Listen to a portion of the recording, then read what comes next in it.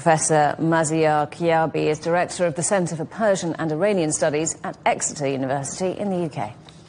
Erdogan has in the past used quite strong rhetoric. I don't think this is going to lead to any practical steps, but it means that there is a certain discontent among a variety of Muslim-majority countries with what's happening in the context of repeated Israeli attacks against countries in the Middle East, starting from, of course, the question of Palestine, Lebanon, Syria, Yemen, and now Iran.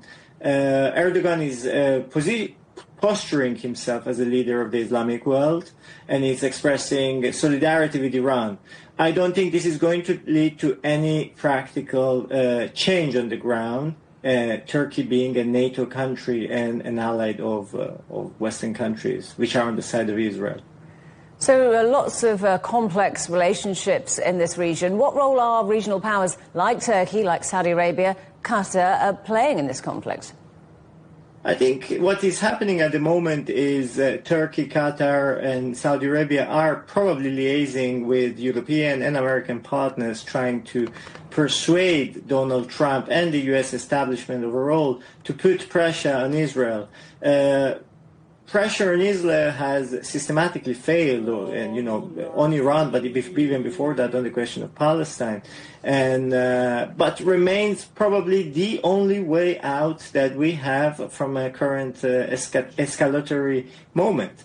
So countries such as Turkey, Qatar, and Saudi Arabia, which enjoy a very important strategic relationship with Europe and the United States, both economically and as well as in terms of military and strategic partnership, do not want to see another war. And this war, the war with Iran, might be the biggest that the region has seen since the 2003 Iraq invasion, and probably bigger than that, given that Iran is a much bigger country, better armed, with partners globally, although not strategic allies, which are Russia and China.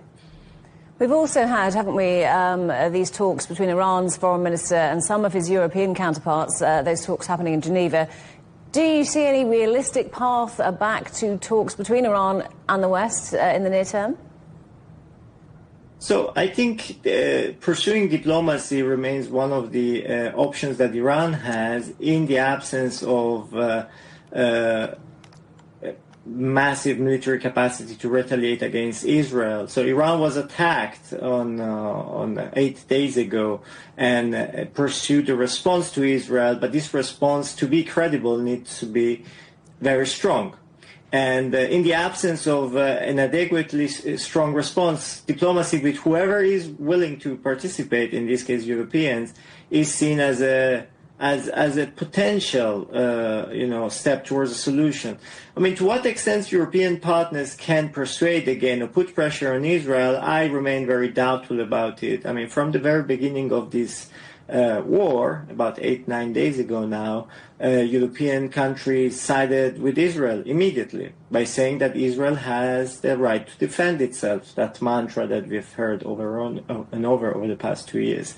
The fact being that, according to all observers, that Israel acted preventively, so that means that there was no attack by Iran towards Israel, but it was an Israeli attack to fundamentally take out Iran's nuclear program and the alleged weaponization program. But it seems, from what we are observing now on the ground, in the scope and depth of Israeli intervention, this is occurring at the infrastructural level, at the industrial level, at logistical level, as well as taking out scientists and military commanders. So it seems that Israel's war objectives were not, as stated, the nuclear program on its own, but Iran's power projection overall in the region.